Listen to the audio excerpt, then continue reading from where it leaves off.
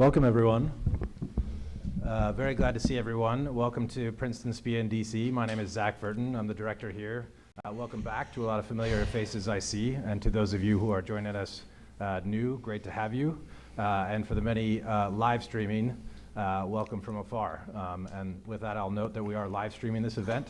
We have some great guests here we'll introduce in a moment. We're going to do about 50 minutes of conversation, 45, 50 minutes, and then we will turn the microphone over to you, for better or worse, for 20 minutes of questions to follow, and then we will graduate out of this room for a reception. So we've got appetizers and drinks to follow here, and if you can brave the 91-degree heat, you're welcome to join us on our beautiful roof also.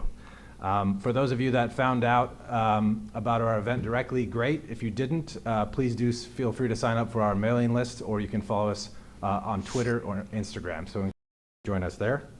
And with that, I'm going to ask our Dean, Amani Jamal, to offer a welcome.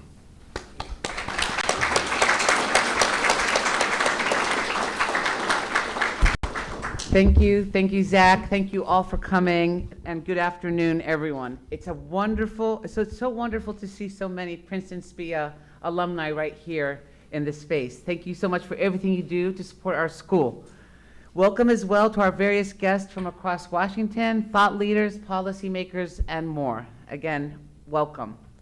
I am so happy to welcome all of you to our SPIA in DC Center for what I know will be a stimulating conversation on global challenges, the future of U.S. foreign policy, and more.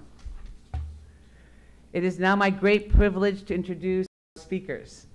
General Mark Milley is the retired 20th Chairman of the Joint Chiefs of Staff. Very retired. He joined SPIA earlier this year as a Charles and Marie Robertson visiting professor and visiting lecturer after serving in the U.S. Army for more than 4 decades. General Milley is a member of the great class of 1980. Ooh, way to go, Bruce. Come on, let's hear it. Earned his bachelor's degree in politics from Princeton and earned an honorary PhD in May from Princeton as well. That's Dr. Milley. Dr. Milley. Scary, we are thrilled to thought. welcome Dr. Milley back to Princeton.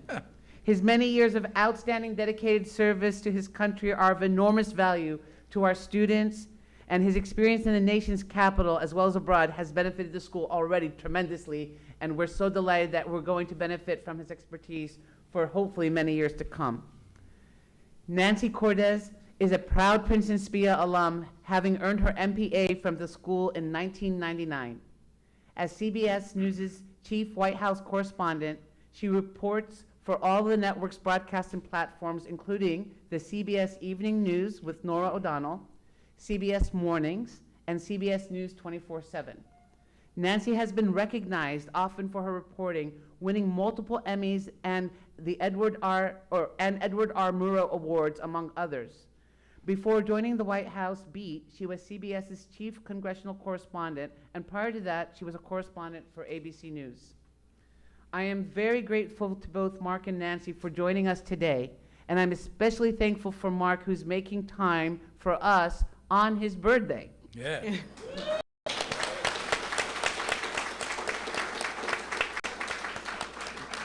Please join me in welcoming our speakers and wishing Mark a very happy birthday at the reception. All right, thank you.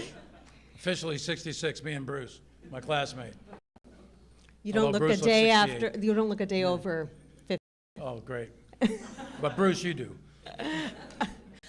Dean Jamal, thank you so much. Thank you for having us. It's really an honor to be here. It is an honor to be sitting alongside you, General. And I thought I'd start out with a really hard-hitting question just to put you on your back foot. That's exactly what we need. Exactly. Happy I birthday. knew you could handle it. So you served in the military for 44 years. Right. You retired 9 months ago. 7. 7? 8, something like that. Who's counting? Yeah. How's retirement treating you? Are Good. you ready to come back Good. yet? Get to come here and party with a bunch of Princeton people is all good. Yeah. So, no, retirement's fine. Yeah. Yeah, 44 years is plenty. Yeah. Yeah, that makes sense. So you come from a military family. Your father served in Iwo Jima. Your mother served in World War II as well. But you were the first Army Chief of Staff who did not attend West Point. Tell this Princeton why you chose to go to Princeton over West Point when West Point was recruiting you. Well, a couple of reasons. My father and mother did serve in World War II. They were enlisted. My father's brother, my uncle was World War II. My mother's brother was World War II.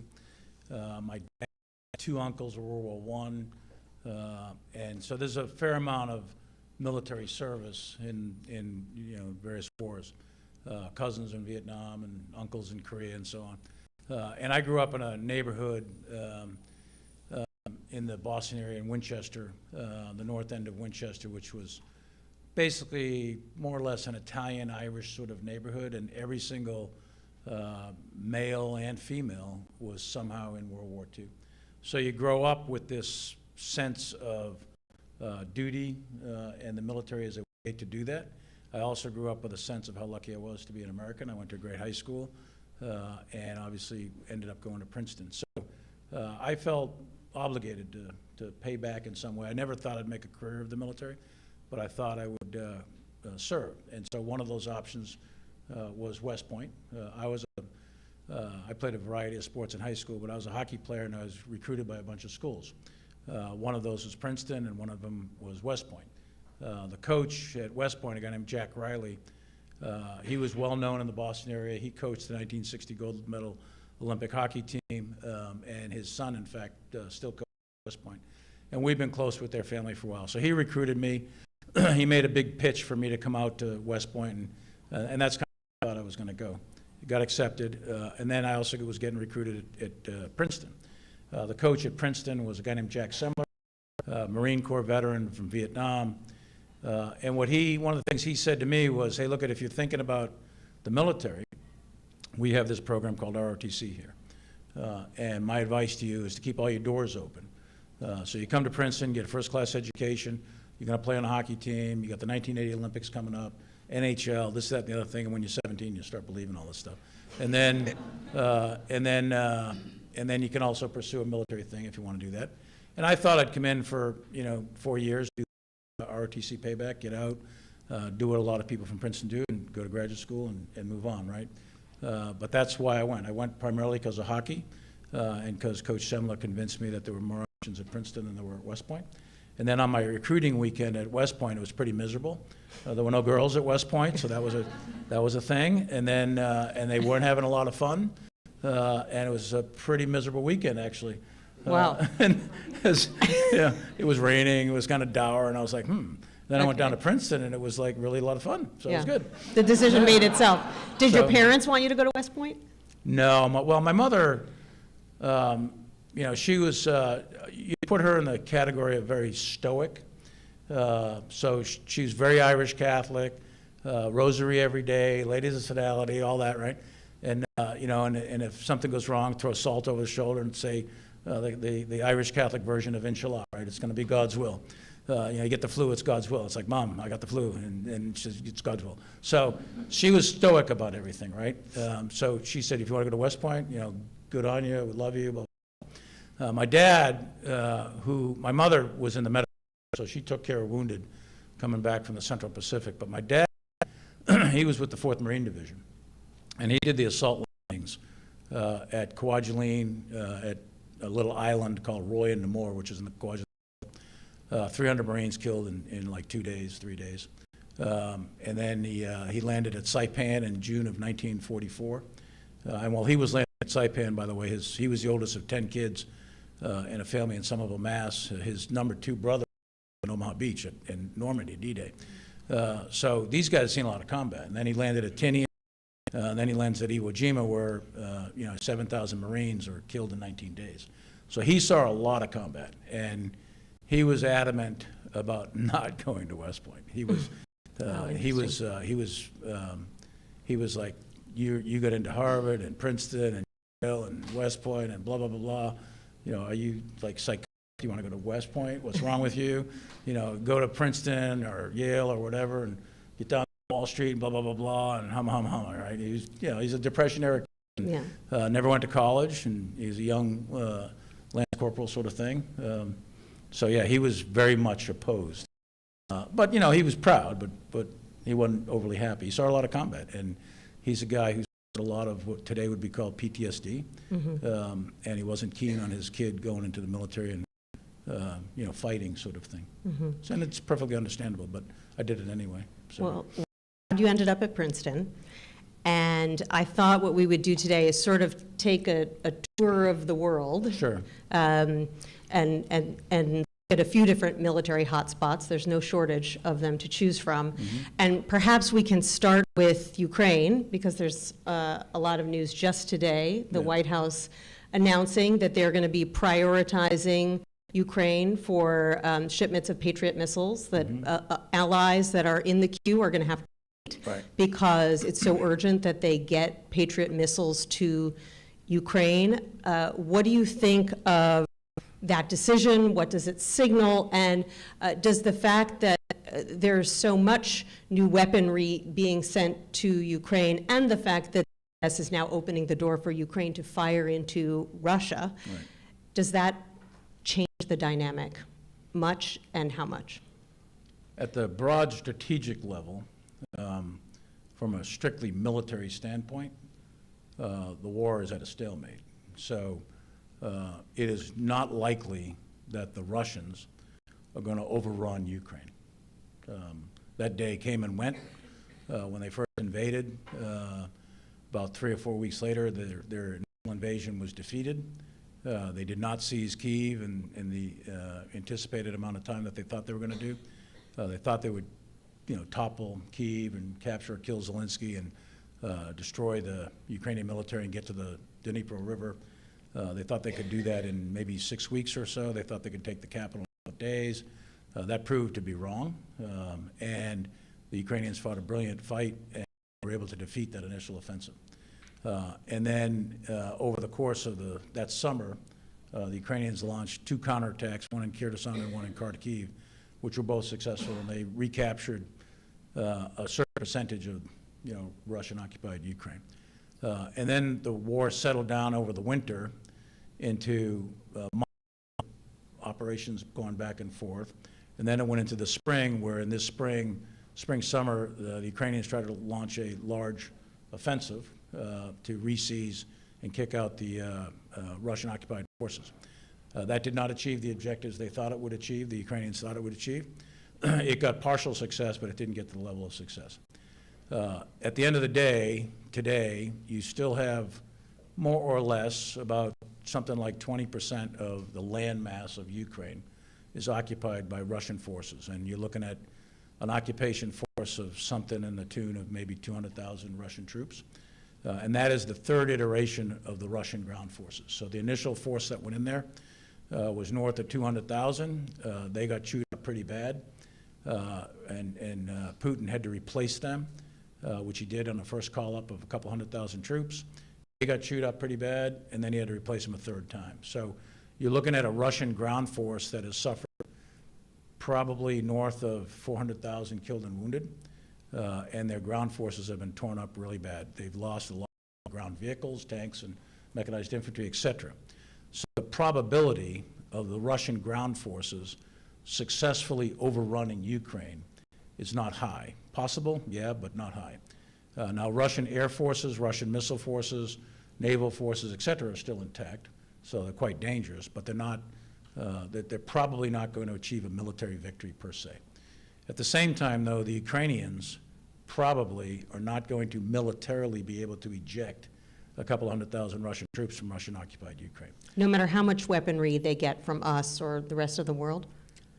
Well, I mean, if it was unlimited, I suppose.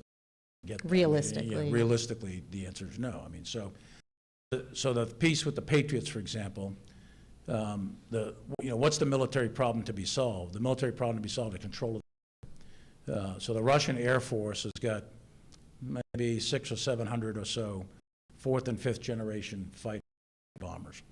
And think of F-16s as 4th generation, think of F-35 as 5th generation. So the Russians have about 600, 700 of these things. But when they initially attacked, the Russian Air Force went into Ukraine. Quite a few of their aircraft got shot down. So since then, Russian manned aircraft have not really entered Ukrainian airspace in force. So most of what the Russians have done to Ukraine by air has been missile forces or standoff weapons, air-launched cruise missiles, for example, fired from Russian territory.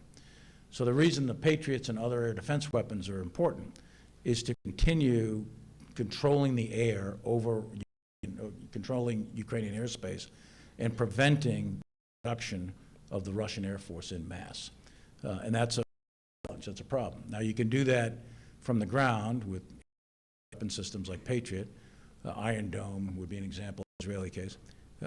Or you can do it from the air, introduce F-16s, or a combination of both. And the administration has made a decision a few months ago to begin the training of F-16 pilots, so that's ongoing. But if you think about F-16s themselves, you're looking at, I think, if I remember the numbers right, I think it's $1 billion for 10. And then you got maintenance, spare parts, weapons, et cetera, $1 billion to sustain these things. So it's $2 billion for 10. And the Russians have 600. And if you're going to try to match 600, there's no parliament or Congress in the world that's going to write those checks. So, and it takes a long time to train. You're looking at training a person to U.S. pilot standards. You're looking at something like 18 months. Plus, they have to be fluent in English to go to training and so on and so forth. So it's, that process has begun, but that's not going to be some miracle weapon. Right. But it's the combination. But the key thing right now is just continue to support them with air defense weapons. And then as far as shooting into Russia, that was approved by the administration, as I understand it from the media, but it's on a limited basis in the sense of the range, right? Right. So look, Ukraine's in an existential fight. Ukraine's going to do what it has to do to survive. But what you don't want, Ukraine doesn't want it, the United States doesn't want it, nobody wants it, right, is an escalation of an armed conflict between Russia and NATO. That would not be in anyone's interest whatsoever. Right. And that wouldn't be good for Ukraine either. So there's some restrictions in the sense of, yeah, you can fire into the areas which are directly logistically supporting the Russian attack. But going after Moscow or something like that is a little bit different. Right. I remember that you were one of those early on who were warning this is going to end in a stalemate, and you've ended up being correct, that's what we see right now. Could it have ended up any differently if the U.S. had been more willing to send long-range weaponry early on? No, I don't think it would have ended up any differently because there's a lot of people, Europeans, Russians, in any country, right? People tend to think of these wonder weapons sort of thing. And this weapon is going to, this is going to be the panacea and it's going to solve it and bring things to an end. That's not how war works. Right. The conduct of combat operations, the conduct of war, first of all, war is a political act. It's a political act by the use of violence to impose your political will on your opponent by violence. That's what Clausewitz tells us. That was true, 5,000 or 10,000 years ago. It's true today, right? So, so it's a political act, number one, and political matters. And when it comes to operations and tactics, it's not a single weapon, but it's the combination of multiple weapons, time and space on your opponent to achieve tactical, operational, or strategic effect. So no single weapon, whether it's, unless you're talking nuclear weapons, but put that off to the side. If you're talking conventional weapons, there's not a single weapon, whether it's jet aircraft or missiles or rockets or artillery or whatever, that's going to bring decision. It's the combination of combined arms effects on the opponent in time and space. So what I said, and you're talking about in November of whatever year that was, and I said in New York, what I said was it's evident that the war has ground to a stalemate. This was going into the winter, and that it was unlikely that either side was going to militarily prevail. And then I drew an analogy between the situation in November, December 1914 and January 1915.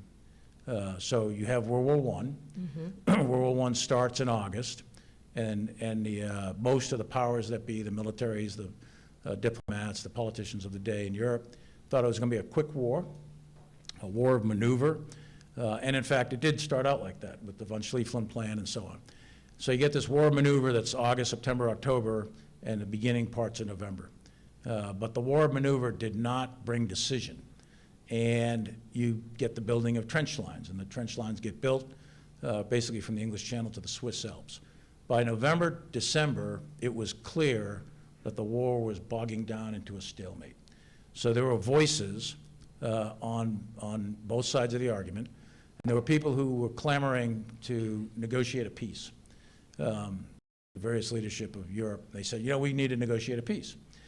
And they said, this war is going to stalemate, there's not going to be a military victory, and we need to figure this out. On the opposite side of the argument was a whole bunch of people who said, nope, we need to fight on to victory, no matter how long it takes.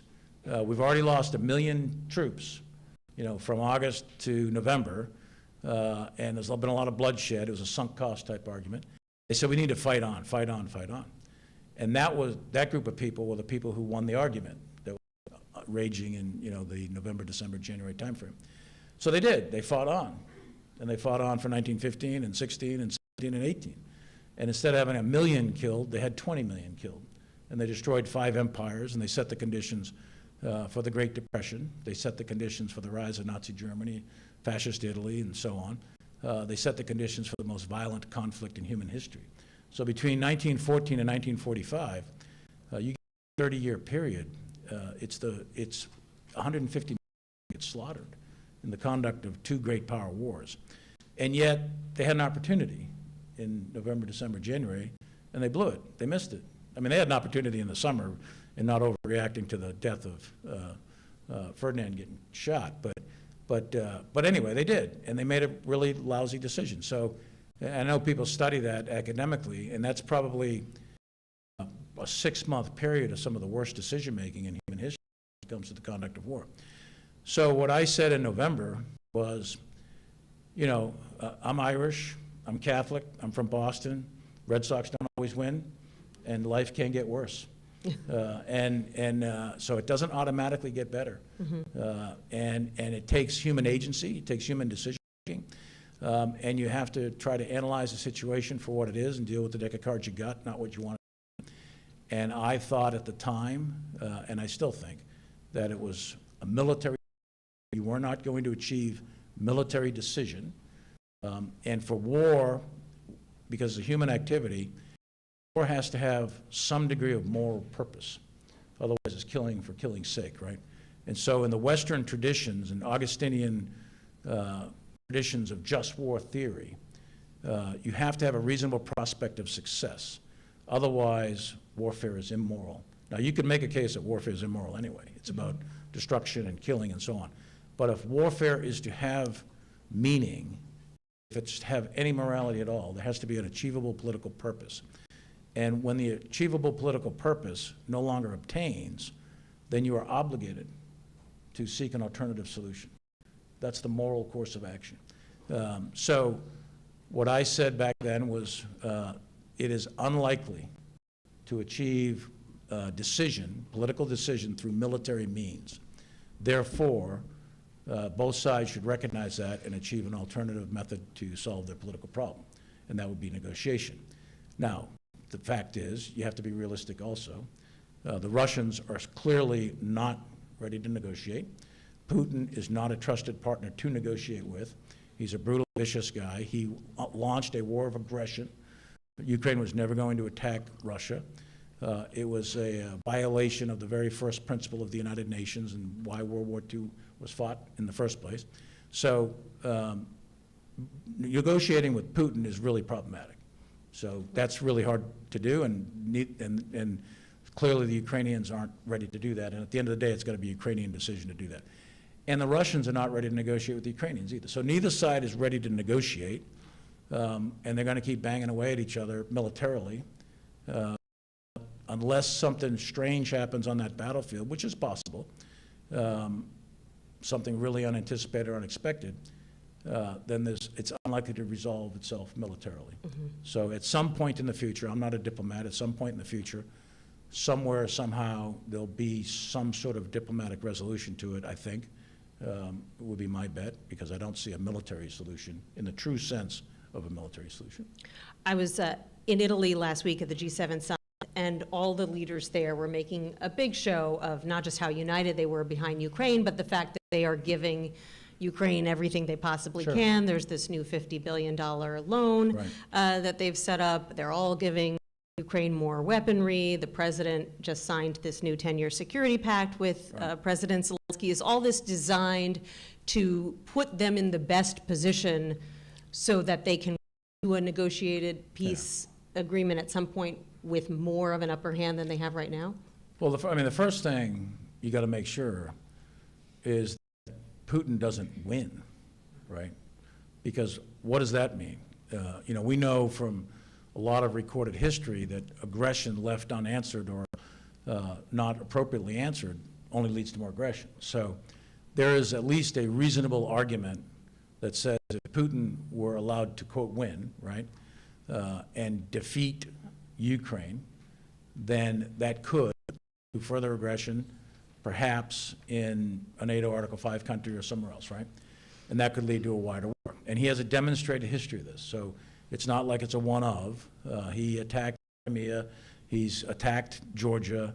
He has, in his mind, he is trying to reestablish a version of the near abroad in Russian history.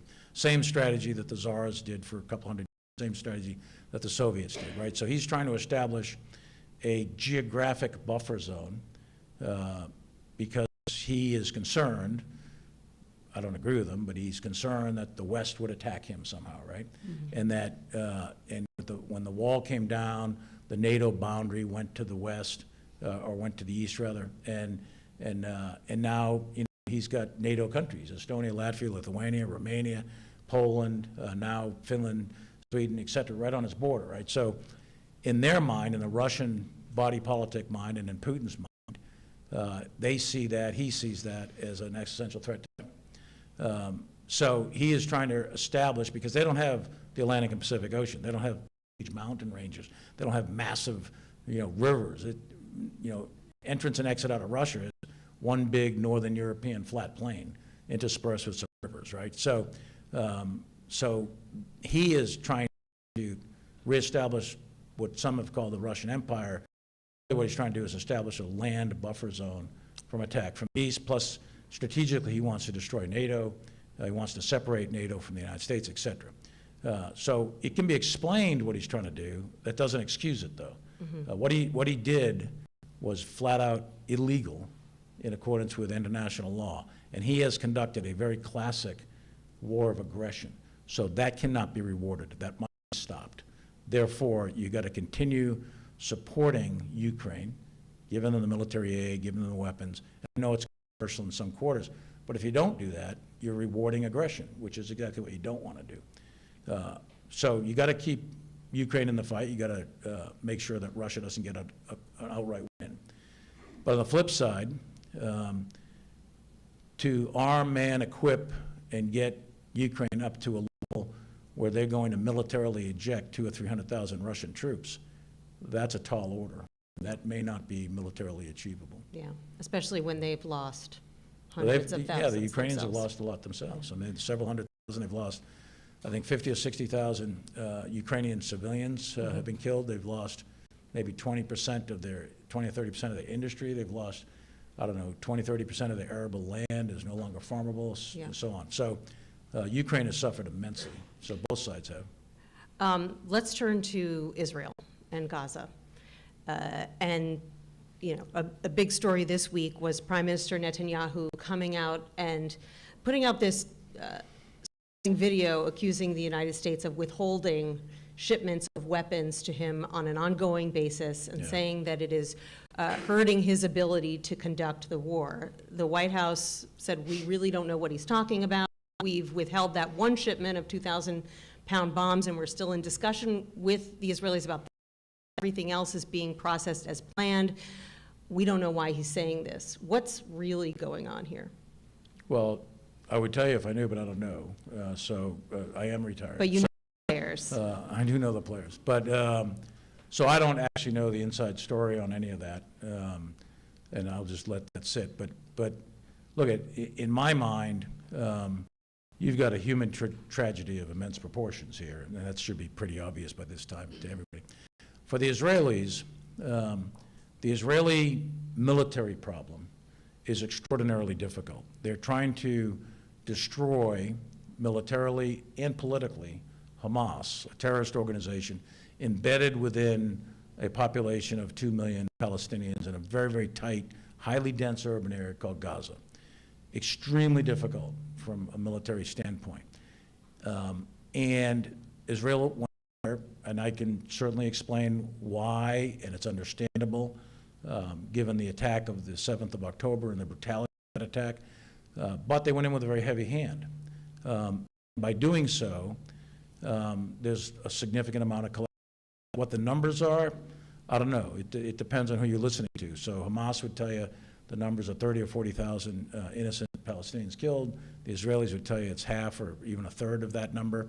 But whatever the number, it's significant, right? And frankly, using more techniques, and war is not exactly surgical, but using special operations, intelligence-driven raids, using precision munitions, and going in to do that type of methodology might have yielded less collateral. War, as I said, is politics, right? So at the tactical level, has had success. They have destroyed a significant portion of Hamas. But at the strategic level, Israel has lost a lot. They've lost a lot of support in Europe, lost a lot of support in the United States. So it is entirely possible to win the battles but lose the war. And that may be part, actually, of Hamas's strategy.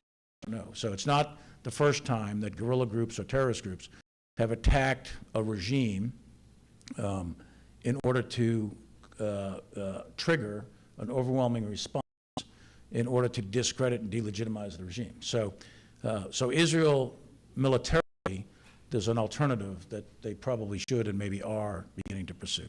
Secondly, from the very beginning, it's too late now, but it seems like they're starting to do it now, but there needs to be a humanitarian aspect of the military operation because there are innocent people there and they are suffering.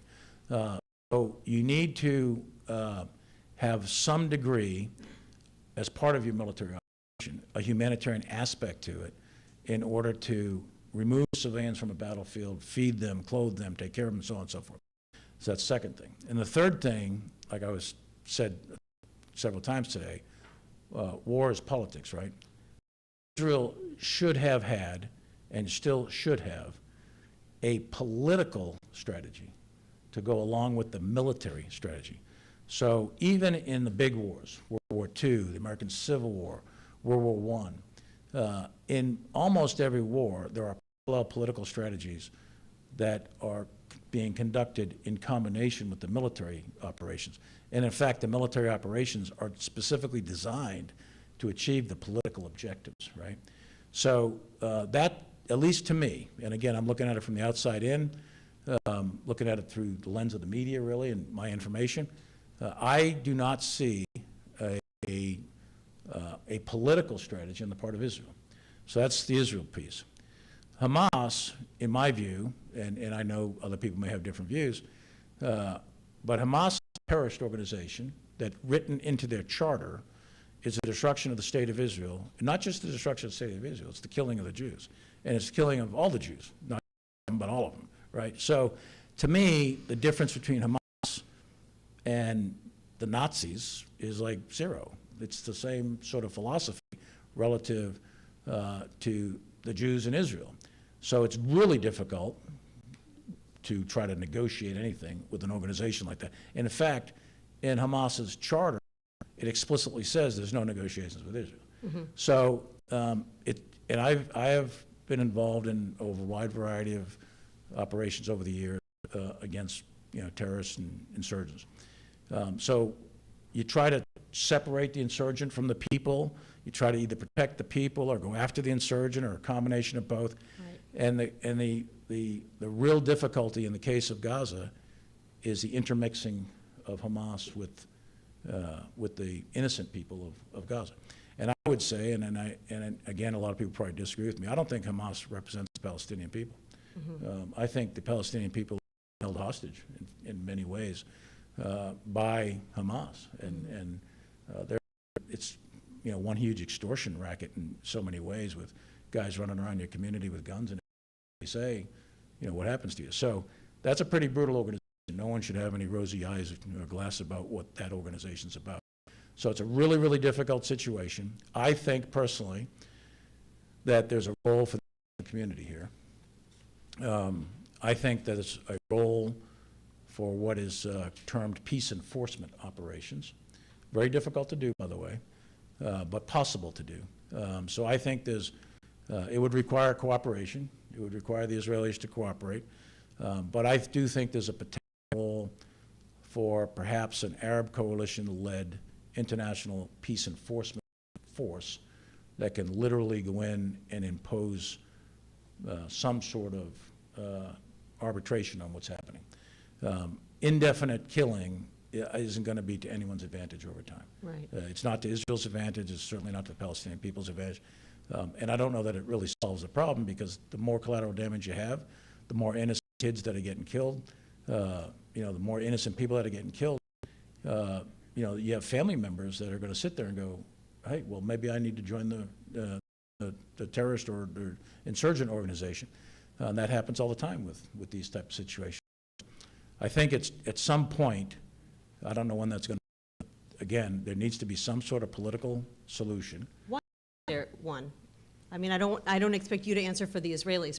Why do you think that they haven't worked harder to come up with a political Well, you wouldn't have a war this is over? if there was an easy political solution. Sure.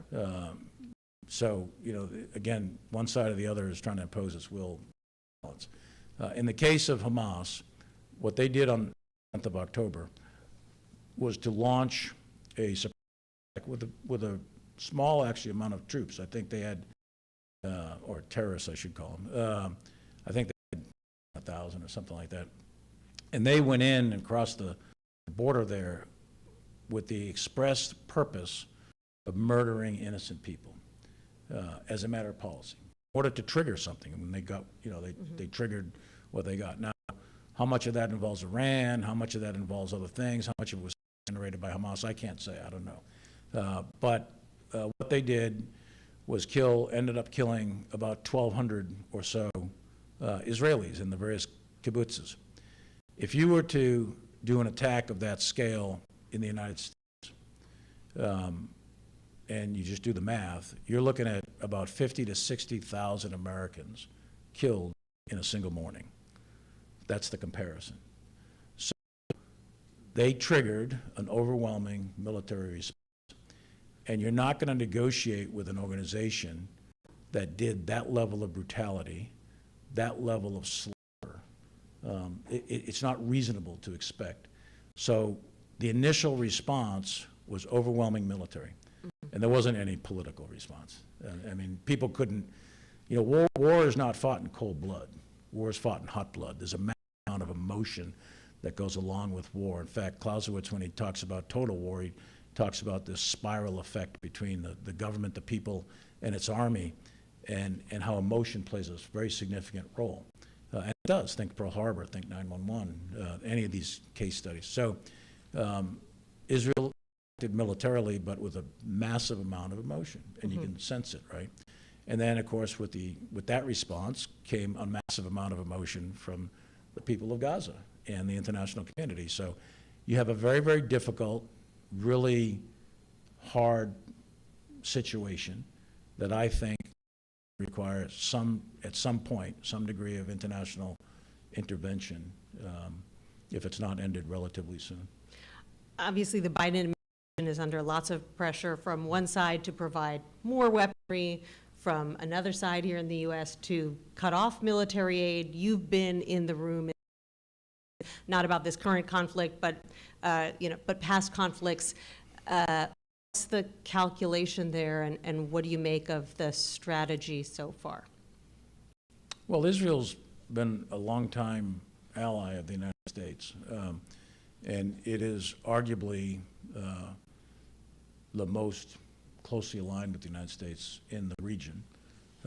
You could put other countries in there as well. But Israel, the United States supported Israel since 1948. So it's a very tight, close relationship between the United States and Israel. And we are committed through the last,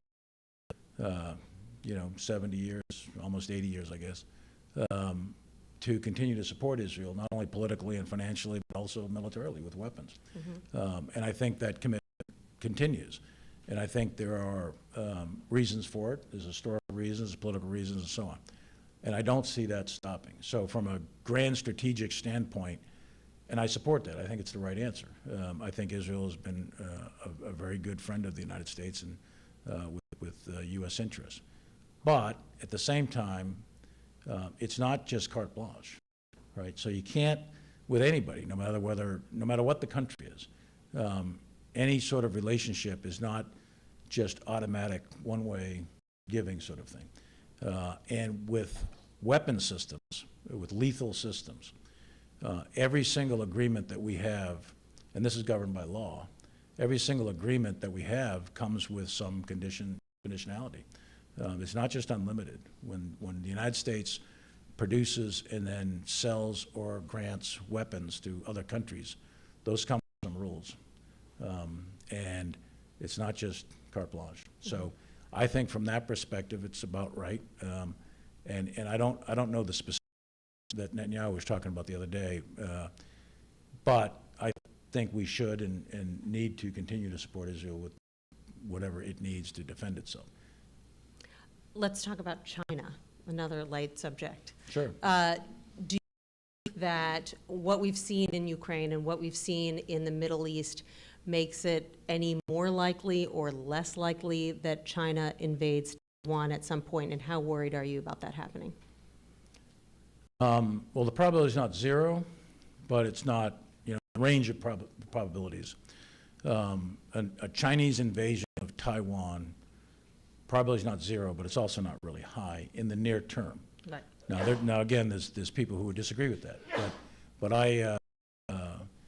my assessment, first of all, invasions of foreign countries are not easily undertaken.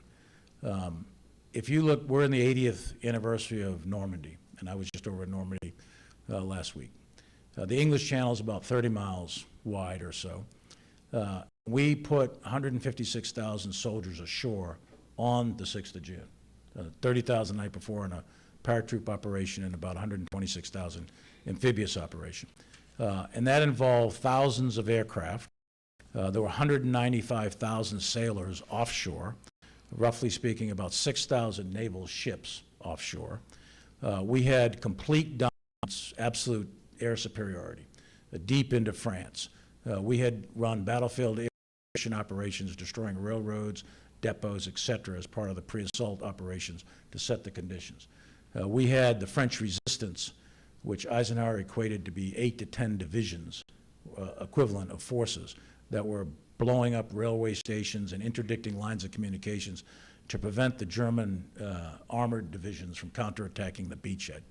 And it was done with a force that had trained and rehearsed and planned for 2 years. And this force had experience from the invasion of North Africa, the invasion of Sicily, invasions of in the Central Pacific. So a lot of lessons learned. So you were being led, trained, and being led by folks who already have experience. Flash forward to Taiwan. Taiwan's, roughly speaking, a couple hundred miles long, 70, 80 miles deep, very, very complex terrain. You're looking at Taipei, which is a city of, I don't know, probably 3 million proper, maybe 7 million with the suburbs. It's one of 4 major urban areas. The vast majority of the Taiwanese population live along the coastal plain. There's only a certain amount of beaches that you could actually land an amphibious force, and those are finite amounts of beaches. There's a couple of airfields that are worthy of large body aircraft coming in. And the rest of the island, about 70% of the island, is very highly complex mountainous terrain. Forest with highly dense sort of jungle and rivers and so on, right? It's physically a very difficult piece of terrain. When MacArthur was looking at invading in World War II was called Formosa. When he was looking at invading Formosa, his invasion force was over 700,000 troops. And the Japanese had about 30 or 40,000 Japanese troops defending the island, right? And that's World War II. And the Taiwan military is not the Japanese 1944, 45, right? But they're not nothing either. So they do have capabilities. And trying to invade the island of Taiwan is a very complex undertaking. And it would be getting done by a military that has no experience doing amphibious and airborne operations. They're training at it, but they haven't actually executed this kind of stuff. They have very limited amphibious lift capability, limited paratroop capability.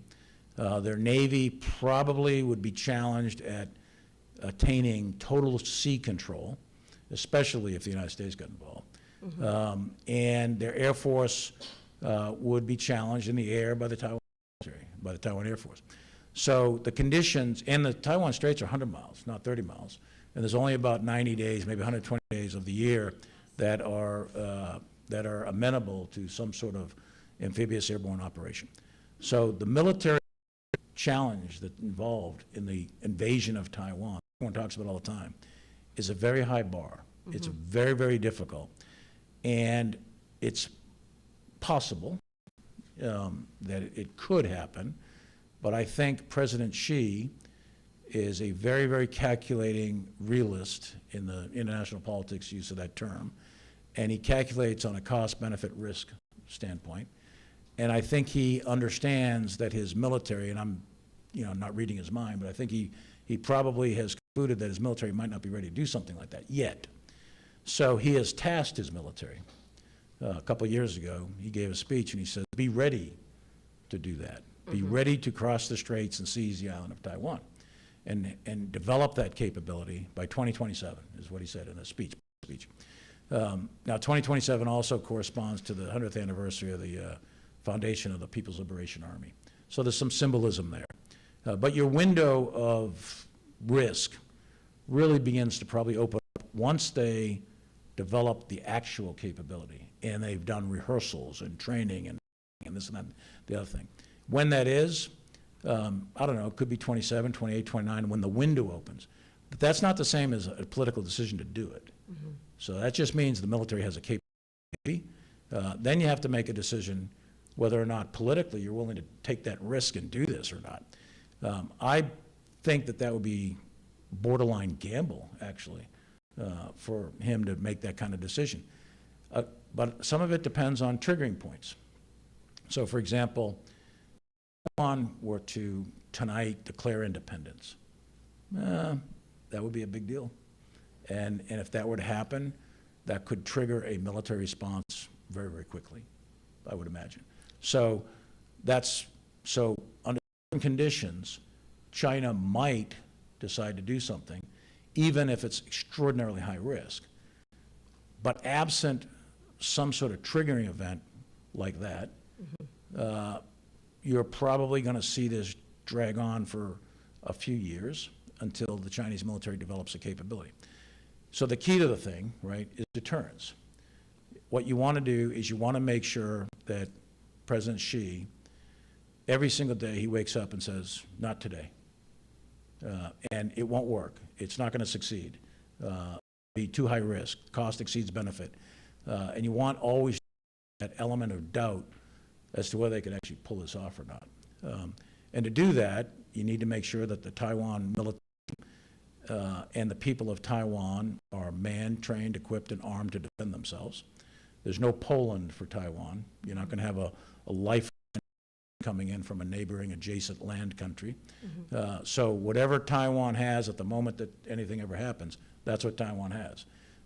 And I guess you could break blockades and so on, but that would be a difficult military task, and that would involve the commitment, the military commitment of the United States. And we are governed by the Taiwan Relations Act and the various pieces that go with that. So you want to make sure that Taiwan is capable of defending itself. And you want Taiwan to present a military problem that is insoluble to the Chinese. That is insoluble in the sense of the cost is really, really high. And then if he is a rational actor, and he hasn't lost touch with the reality, then he will conclude cost exceeds benefit, and he won't do it on that. And he'll seek alternative solutions to his political problem, which is unification between Taiwan and China. The Biden administration, since the beginning, has been very focused on building up its alliances, the Indo-Pacific, Sure. Australia, Japan, South Korea. I'm sure you were heavily involved in the decision to help Australia build nuclear submarines, to send our own nuclear submarine to South Korea. In your view, is that strategy paying off yet in curbing Chinese military aggression or Chinese strategy, and how can we tell? Well, you can tell because there's no war. So you can't prove a negative, right, in logic. So you can't say, there is no war because of blank, blank, blank. You can say, there is a war because the following decisions were made. So you can prove something that did happen, but you can't prove why something didn't happen. I think the historical record would say that the arts and the science of diplomacy and deterrence have worked historically. Again, you're trying to prove a negative, so it's not a certainty, but I think the probability is it works, right? So part of deterrence for the United States, a big part of it, an asymmetric advantage of the United States, is our alliance system. So we have an enormously strong economy. We're the envy of the world economically. And I know there's inflation, and I know there's challenges, kitchen table challenges, but relative to the world, the U.S. economy is extraordinarily powerful. And then the U.S. military, despite a variety of criticism in various quarters, the U.S. military is enormously powerful, very, very capable. So the two elements of hard power, economic power and military power, are there. The element is a robust network of allies and partners, and no one matches the United States in that regard. So Russia has some friends, not very many, but they have a few, and China has essentially transactional relationships with a wide variety of countries, mostly based on economic, back and forth. But they don't have a true network of true allies, per se, whereas the United States does. And we have Asia, we have bilateral treaties, Senate-ratified treaties. We've got them with Australia. You got Thailand, you got the Philippines, you got South Korea. So 5 out of the 7 allied agreements that we have around the world are in Asia. Now they're bilateral. It's not a collective security agreement like with NATO. But in Asia, we have a very, very robust, very good network of allies and partners. And we train with them militarily. We have relations. We're a very strong trading partner and so on. We have a similar set of allies and partners in Europe and elsewhere around the world. We have U.S. troops in, I think, maybe 120, 130, 140 countries around. So think about that. That we have forces, air, naval, or ground forces, in other countries that are there at the behest of the host nation. We've got probably somewhere around 200,000+ troops deployed overseas. So we have a very robust network of allies and partners, and that goes back to the end of World War II. And this so-called rules-based international order that is out there today, which is much maligned in certain quarters, terms like globalist and all this kind of stuff, right? But that global order that was put in place in 1944-45, that was put in place for an explicit reason. And that was put in place by the United States, by U.S. diplomats who wrote those rules. They wrote them up in New Hampshire and in a couple of other places on old Smith Corona typewriters and in a hotel for about 6 weeks. And there was about 400 or 500 diplomats from around the world that were there, and they agreed to sign on to the rules. Why did they agree? Because we had the preponderance of power. We had 50% of global GDP.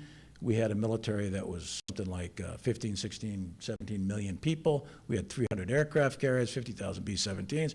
We had a massive weight of power, both economic and military, in World War II. The rules, people didn't like the rules. The Soviets didn't like the rules. Stalin didn't like them, so he broke his own little world called the Warsaw Pact. And then the wall comes down. So the wall comes down, 89, 90, 91, and the whole world then defaults back to those rules. And that's the so-called rules-based order. And there's institutions that govern that, the United Nations and WTO and all these other organizations around that people at SPEAR, study.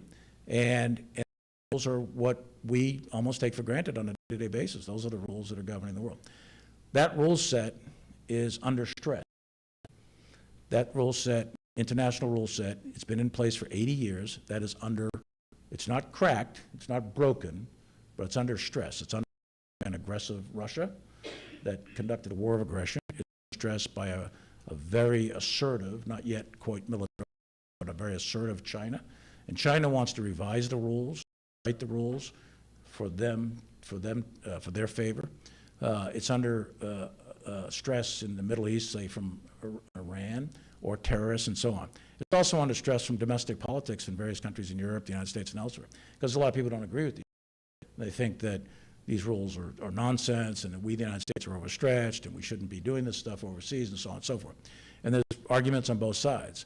But those rules are one of, they're not the only reason, but they are one of the reasons why there hasn't been another World War. And that's why they were put in place.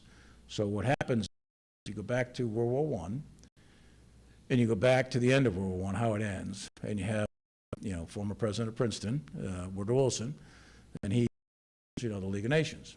And it didn't work. It got tubed by a Republican senator from my home state, Massachusetts, Henry Cabot Lodge, and they didn't like it. Boom, tubed it. League of Nations goes kaput. And it didn't work. And then all of a sudden you get the 20s and 30s, and then you get World War II. And the people in the Roosevelt administration at the end, they were the young men, and they were all men, young men under Wilson. And they all got together and they said, we really screwed this up. We didn't do a good job, 1920. And we better not do this again, because we just up on Hiroshima and Nagasaki, and we can't afford to do this again. So we're going to write some rules this time, and we're going to jam these through. Sure that these rules are enforceable, and they put in this so-called rules-based order. Now, it's been modified over the decades, but the essence of it, we're in the 80th year of that rule set. The two previous times historically, and there's plenty of historians in the room, I'm sure, in continental Europe, there was such a rule set. Each of them, roughly speaking, 100 years, from the Treaty of Westphalia to the breakout of the 7 Years' War in Europe, which in the United States called the French and Indian War. So for about 100 years, there was no continental-wide Europe war, but that's because the Treaty of Westphalia was trying to solve a problem, because the previous 30 years, the 30 Years' War, everybody in Europe butchered each other. And they said, we better solve this, so they established Treaty of Westphalia. And that continental-wide war for, roughly speaking, 100 years. And it breaks down in the 7 Years' War, which then leads to the American Revolution, which leads to the French Revolution, which leads to Napoleon. So for 5 consecutive years, Europe rips itself apart in unrelenting continental-wide warfare. And then the powers that be say, we better not do that again. They establish another order, so they come up with the Concert of Europe, right, Metternich and all those guys, right? So they said, we'll establish these rules. And that held true from 1815 to 1914. Now, there were some wars in Europe, but there were no continental-wide wars. And then all of a sudden, it all breaks down. 1914, you get World War I, World War II. So again, the powers that be in 1945 said, we better pay attention to this story, this history story, and not do it again. So what I'm telling folks here is we're in the 80th year. Now, history doesn't repeat itself. Conditions are never the same. But like Mark Twain said, history rhymes. So I would say that it is in everyone's interest to reinforce the so-called global rules-based order and to really think hard about what we're doing, not only in the United States, but other countries internationally, and to preserve that set of rules so that countries operate within that rule set. Because if it goes away, if it breaks down, then you could. It's possible. And this is not a tomorrow or even next year. But over the course of the next 5, 10, 15, 20 years, that system could break down. And if it does, it'll be tragic, catastrophic, and totally unnecessary, too. Zach, keep me honest. How much time So- do I have? I have time? Oh, we should go. I'm to retired, so I have as much time as you want. Really quickly, before we go to the audience, since you're talking about the rule set, I do want to know, because we do have an election coming up, and you do And you have. are a White House reporter. And I will be covering it a little bit. Obviously, Joe Biden and Donald Trump have very different political views and foreign policy views. And in your mind, how would the approach to foreign policy be different if Donald Trump is elected or Joe Biden is elected? What will the impact of their Yeah, so I mean- their differences be? Yeah, so that's a good try there, Nancy. So I won't comment on either individual, and I don't think that's appropriate, frankly, for a military officer, and even in retirement, you're still, a retired military officer. I don't think it's appropriate for me to comment on this candidate or that candidate. But in terms of policies, right, you've got two candidates that represent two fundamental streams of American history. Mm-hmm. Take the candidate out of it, take the name of the individual out. You've got two sort of worldviews, at least in my view, that I can see the outlines of two like worldviews. So with President Biden's worldview, I think you have a traditional Wilsonian worldview that is kind of a post-World War II worldview based on reinforcing this so-called rules-based international order, right? So that's choice A. With a President Trump, I think President Trump's generally, and you can characterize him in a million ways, and I got all that.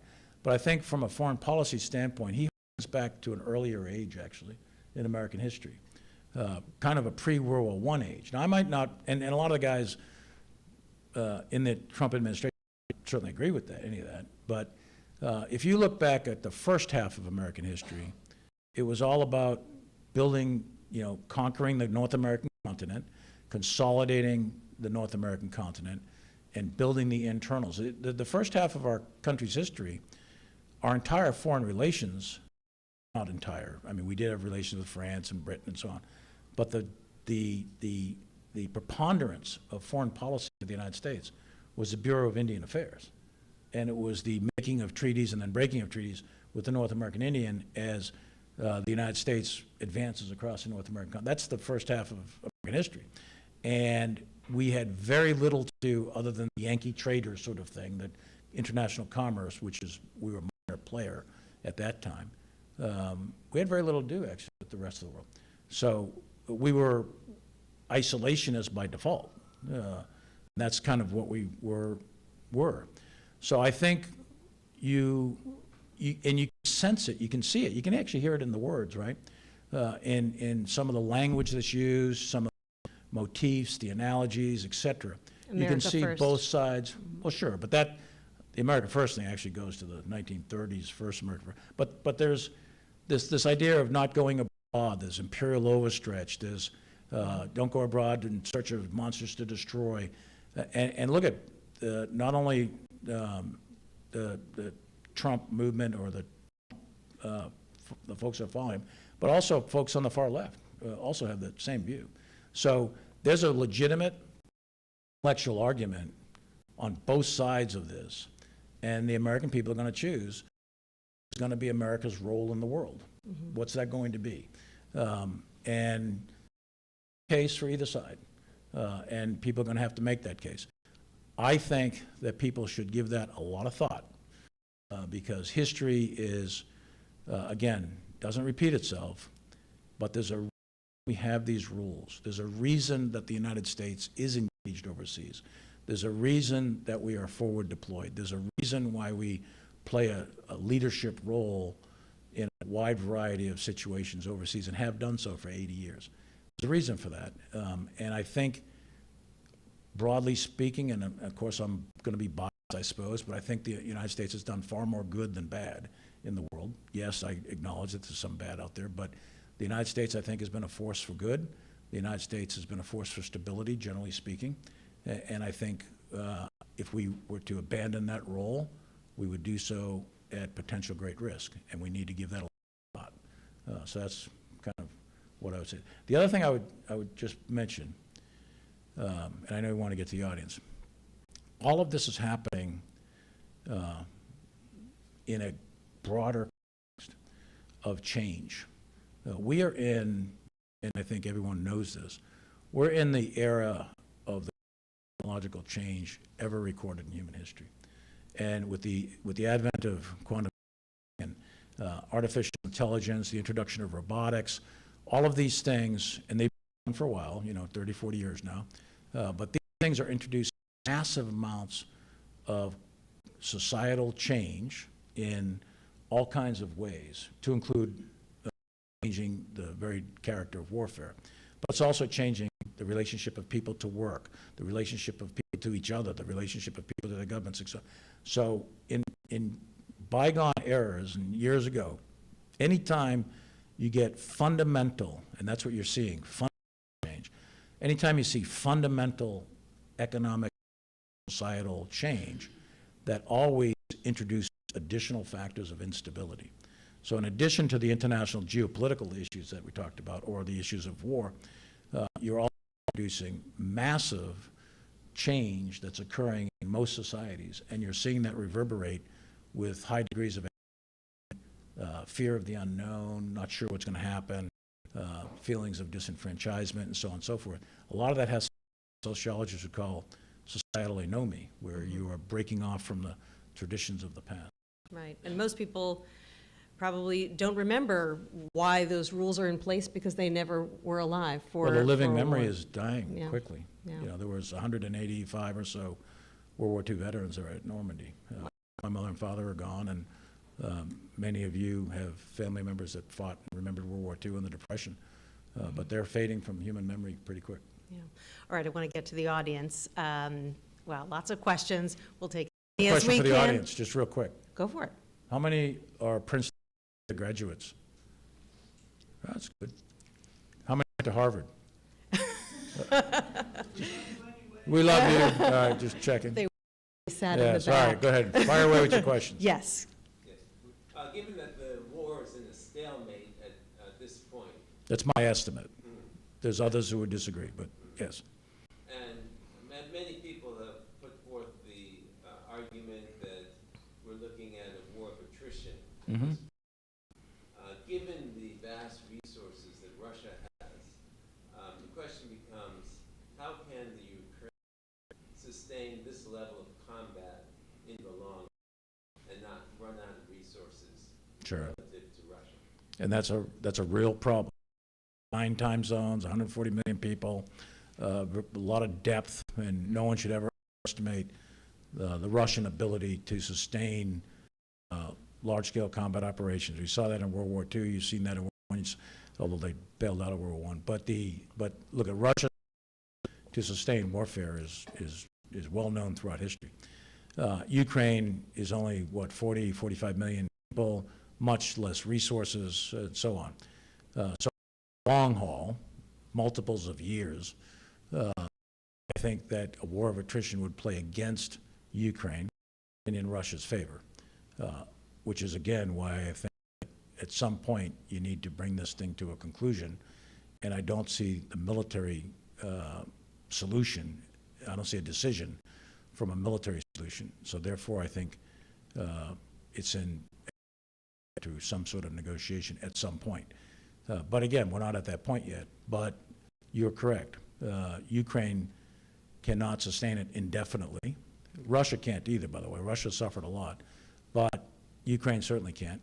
And then a further question would be, how long will or can the parliaments of Europe or the U.S. Congress continue to support at the rates of money that have been put forth?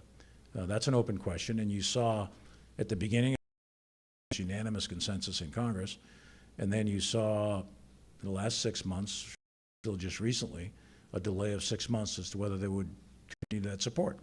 Now, some of that is being driven by domestic political concerns, perhaps others from legitimate ideological reasons, I'm not sure, but in the unity of support, both in European parliaments and in U.S. support. So the two, the inherent size and capability of Ukraine, and then the political will of Europe or the United States to support, then yes, you're running into a fundamental issue. And then you saw, Putin go to North Korea, and Putin with Russia, they're getting weapons from Iran and so on and so forth.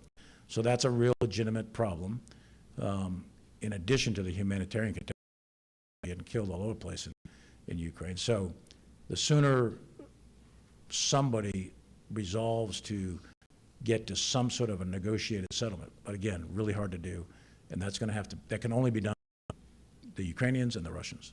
Nobody can force that. Thank you. Sir? Thanks. I just want to bring the conversation back to Taiwan. So Yes. you made a very convincing case that a military would be extremely difficult, but China can do something really damaging short of an invasion, which is Agreed. a blockade. Yeah, that's right. So could you tell us your view, just from a political and a military angle, the prospects for success of a blockade would be success in Taiwan? So there's a lot of alternative military solutions. Everybody always talks about invasion. An invasion is possible, but it's actually probably the least likely of the various options.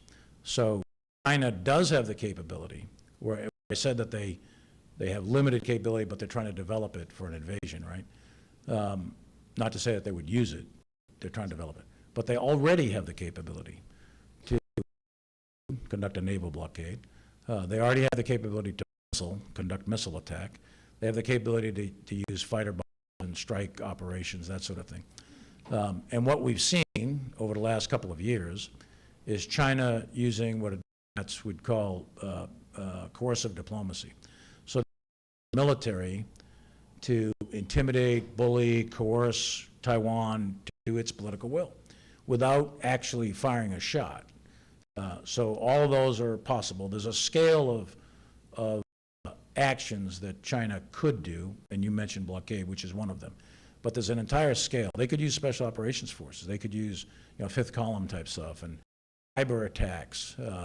There's a whole scale of various military actions that China has the capability to do, could do, and frankly, in some cases, has already done. You saw, for example, what was it, maybe 2 or 3 weeks ago? I think there was 20, 30 Chinese fighters that started doing racetracks or flying circles around the island of, and they were they were right on the border of the international boundary, 12 miles out. But that's all in the course of diplomacy. An actual military blockade in international law, and I'm not a lawyer, but in international law, a blockade is an act of war. That would be a big step. That would be a conscious decision that only President Xi would make. I don't think anyone else in the system of China would make a step like that on their own. So a blockade would be an act of war, or if they were to unleash any kinetic actions. But they do have the capability to do all of that, and it's very possible. And then the question becomes, okay, what if it happens? Then what does Taiwan do? What does the United States do? What does this robust system of allies and friends do? And I'm not going to say here what would happen because it's unknowable. One of the things I've learned as chairman was presidential decision-making is very situational. It's very in the moment. So we have a variety of contingency plans. You do war gaming. You try to think through all these things. But no matter how hard you try, no matter what preparation you do, the exact circumstances of the moment vary somewhat. And it would be extraordinarily unproductive to make a prediction about either this President Biden, a President Trump, or a President Jones, or whoever. It would be really presumptuous to say the U.S. response would be blank, blank, blank, blank, because first of all, no one knows that with certainty, and that's going back to the Nixon-Taiwan Relations Act, effective so far, which is that idea that I mentioned about doubt. The whole purpose of that is to always create in the mind of the Chinese Communist Party leadership as to whether or not the United States would actually get involved. The Chinese in the Taiwan Relations Act, and we're in the realm of the State Department, which, I'm Department of Defense, but the just Taiwan Relations Act, that we, the United States, have a one China, we believe in China policy and all that, but you have to resolve it peacefully. So if somehow, some way, it's the policy of the United States, of some way China and Taiwan work out their historical differences and it all becomes one, and it doesn't involve the use of the military and it doesn't involve aggressive war, then the policy you say. That's between those two peoples. But if it involves aggression, then the Taiwan Relations Act says that we do have an interest.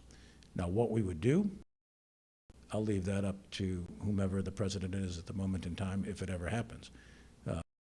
Responses, for sure, if there's any form of military aggression, whether it's blockade, missile attack, or whatever. I'm going to go to the young woman back there, and I forgot to ask if you can give your name and affiliation. That'd be great. She went to Harvard. My name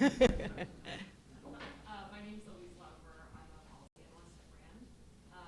And I was curious, you talked about Ukraine as remarkably well, but Ukraine has also shown a pretty remarkable capacity for innovation. Tremendous, yeah. Both in terms of the technology it's used, but also its operational concepts. Yep. I'm curious what your biggest takeaways at the technical and operational levels are, and to what extent you think this might apply to other theaters and other potential conflicts. Yeah, and I agree with you. Ukraine is, as a nation, has proven to be a nation of divers, sort of. Necessity is the mother of invention. So Ukraine's backs up against the wall. It's an exceptional fight for them, and so they have been very innovative in many, many ways, in adapting weapon systems and tactics and doctrines, et cetera. I think one of the most innovative things I've seen, it's actually on both sides, by the way, is the ubiquitous use of unmanned aerial vehicles, drones. That has really demonstrated a very high degree of battlefield utility, and they are being much more utilized in previous battles, say in Iraq or Afghanistan. So that's one area which I think it's fair to say, as we talked about the character of war, you're seeing in Ukraine an introduction of robotics on a scale, with unmanned aerial vehicles, on a scale and scope that is bigger than previous conflicts. What that suggests, and I think it's almost a certainty, is that the introduction of robots will be very, very significant in armed conflict in the years ahead. And for the United States, probably about a third of the U.S. military will likely be robotic in 15 years. So a very short amount of time. Add to the robots, and I say robots, these are unmanned aerial vehicles, unmanned sea vessels, solarless ships, and ground vehicles, tanks and Bradleys and that sort of thing. So you're seeing that on a scale larger than we've previously seen in Ukraine. And to me, that is a pretty reliable predictor that you're going to see a much greater use of robot operations. And you'll see them in all the domains, in land, sea, air, undersea. Though it's not just robots. Add to that the ability and the massive leaps and bounds that people are making in quantum computing with artificial intelligence. So what does that mean? It means that in the conduct of war, there's obviously commercial applications for this stuff, there's medical applications, a lot of pluses on the plus side to AI, the ability to ingest every piece of medical knowledge, human history, and come out with solutions for cancer. Okay, so all that's to the good. But you're also going to get an application of artificial intelligence. And then with that, you are introducing something that is going to require a lot of moral, ethical, and legal consideration as you do that, and then if you apply it to with robots. So there is a possibility that in future armed conflict, you could have machines making independent lethal decisions interaction. That's entirely possible, mechanically and technically. And in fact, I would say it's maybe even likely in 10 or 15 years. So those sorts of innovations, you're seeing a microcosm of that in Ukraine. And I think those are the two big ones, robotics with AI and generative AI. You're seeing that on the battlefield, on both sides, with the Russians and the Ukrainians. Sir, here with the mustache. With the mustache. You, with the mustache. Jacques has a mustache. Just tell us your name and affiliation. My name's Dylan. I graduated from SPIA and when you mentioned your Irish Catholic mother, the rosary, I talked to a certain bird, but I'll let that slide.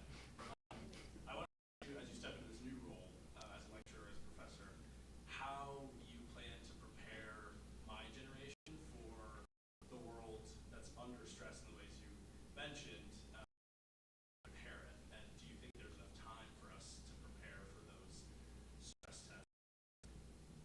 Yes and yes. So in terms of prepare, so what I'm going to try to do, and first of all, I always have liked interacting with younger folks, and I think that people have an inherent energy and optimism that may in fact save the world, right?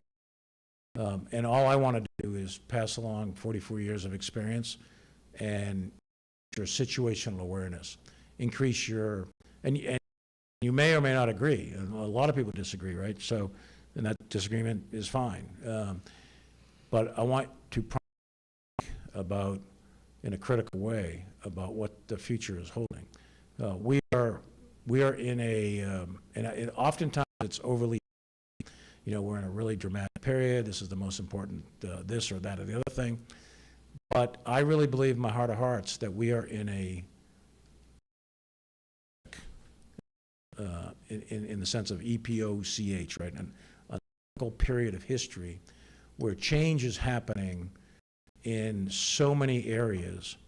And when change happens like that, risk factors go up. And I think that human beings, generally speaking, if they're well-informed, well-educated, thoughtful, and deliberative, will hopefully, touch wood, they'll make better decisions. They're not going to be perfect, but I want to try to enlighten people through the use of history, through my own experiences, and try to expose them to some things to think about as you move forward. This is going to happen. How old are you? 24. So in the next 20 years, everything I've described is going to happen before, if you're allowed to tell about it, right? So, and it doesn't have to be, or it doesn't have to be all grim and apocalyptic and the world's going to end. The human being is much more adaptive than that, but we do have to do it in a mature, reasonable, with critical think your way through the future. For the United States and China, for example, a lot of people talk about the potential for armed conflict. Well, yeah, there is. There's potential for armed conflict. It requires an enormous amount of mature leadership for the next X amount of years in order to navigate our way through that so that you don't end up in some massive strategic catastrophe for all in any other part of the world. And whether it's Ebola, whether it's climate change, whether it's geopolitical confrontations between great powers, whether it's military, whether it's commercial, whatever. I just want to enlighten people to it because this is happening. It's happening on your watch. You're going to deal with it. Your professional lives are going to be absorbed by it. I'm 66 today, right? Some of us are going to be dead, and it'll be game over, right? And I can look around the room here, and I can predict quite a few might be dead. So, having said that, This talk just took a turn. So I have a dark turn. I'll get the rosary out. So, but look at the world is actually depending on people in their 20s, 30s, and 40s. The 50s and 60-year-olds have some degree of transmitted, and theoretically we can make contributions to our 70s and 80s and so on. But really, the world gets driven from, if you look at demographics, the world gets 40-year-olds. Always have. It's always in that mid-range where the people have the energy, the skills, the experience, the ambition, and so on and so forth to drive things. And you're right at the beginning of that, so study hard. Yeah, we're counting on you. Yeah. Nay. Okay, for the last Let's question, go to an older guy. See what. how they feel about you just Yeah. killing them off? Well, I'm in the same group. I mean, I'm going to go actually to another Okay. one of the individuals who you are bequeathing I am? the gonna go to the young. saving of the Young. planet to. It's the gentleman in youngins. the back in the green shirt. gentleman in the back in the green shirt. The gentleman in the back in the green shirt. If there's no mic, I'm sure he can project. Is that shirt green? It's like a blue-green. Blue-green? Yeah. My eyesight is How failing. old are I'm you? almost 50. We'll see if you meet the age range. Ooh, 28. You're approaching decisiveness. Tell us about your name and your affiliation. Yeah, my name is Nathan McQuarrie. I'm I guess going into second year master's degree. So my question What's your background?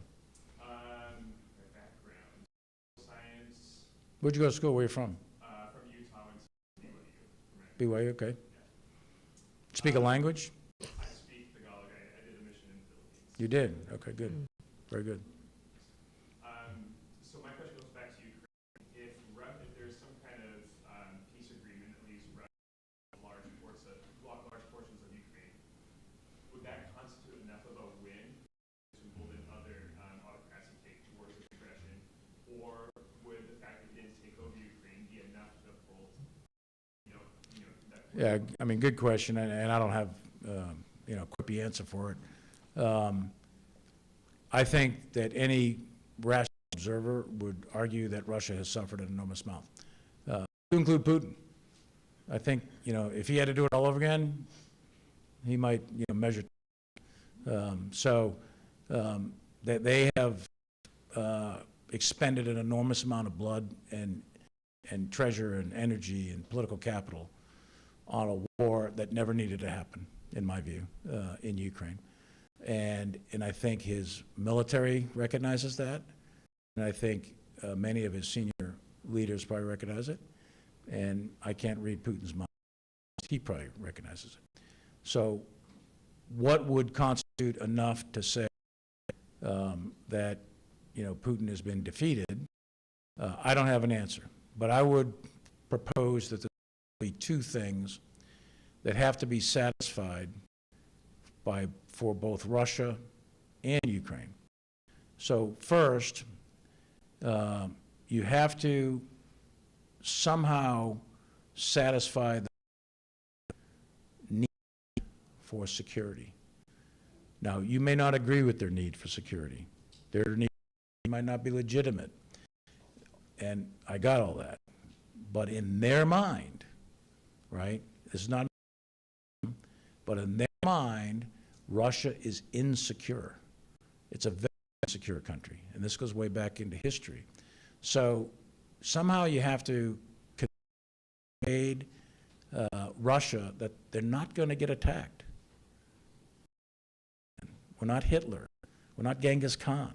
We're not going for Moscow. It's not, there's no design by NATO a war of aggression against Russia, and there's no design by Ukraine to conduct a war of aggression against Russia. And yet that was, not the only, part of their internal logic and their internal rationale. So you have to satisfy, you have to satiate that need for security in the Russian mindset that goes back centuries. The second thing, and this is an internal political problem for Putin, somehow he has to persuade the Russian people, because even though it's a dictatorship and an autocracy, there's politics inside Russia, he has to somehow explain to the Russian people how he just squandered 400,000 young men and women who were killed or wounded or seriously damaged in this war. And for what? What'd you get out of it? So that's a political problem he has to deal with. On the Ukrainian side, you have the inverse, the exact same thing. You have to somehow convince Zelensky and the Ukrainian people of their security anxiety, which is an invasion from Russia. And there's demonstrable proof in the last 10-plus years of military aggression against Ukraine, with Crimea and obviously the attack that is the current war. But there's also a long history that goes back, decades, if not centuries, of aggression against Ukraine. So the Ukrainian people, similarly, are also insecure about their big neighbor the big neighbor Russia.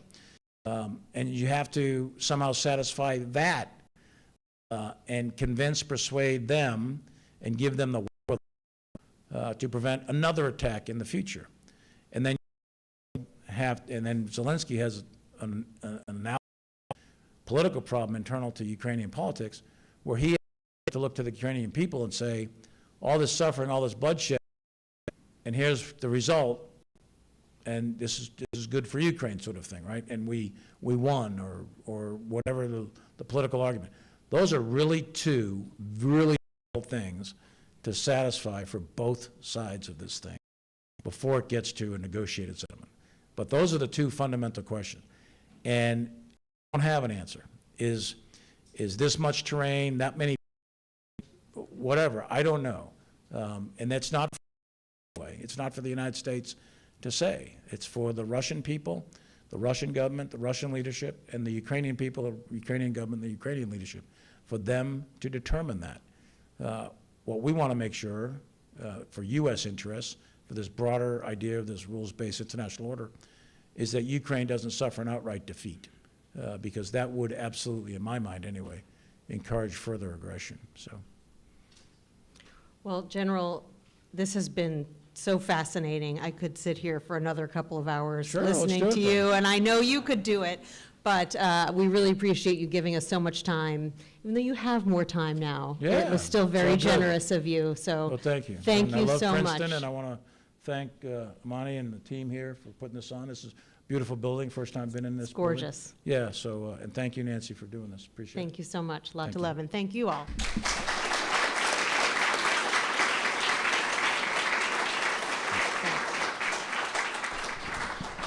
So all the old people going to go and have a drink? Their last drink, apparently. Thanks very much to those of you that survive from here out to the next room. Again, you're invited for appetizers and drinks. Please enjoy this space, but do also take a peek out on the deck if you can brave the heat. Thanks to everyone who joined today and made the event possible, including our dean, Amani Jamal, who's really the ideas person behind this space and gives us this platform to do these things. So thanks very much. And thanks to you, Zach. Yeah. Thanks for putting it together. Thanks, everyone. We'll see you outside. Thank you.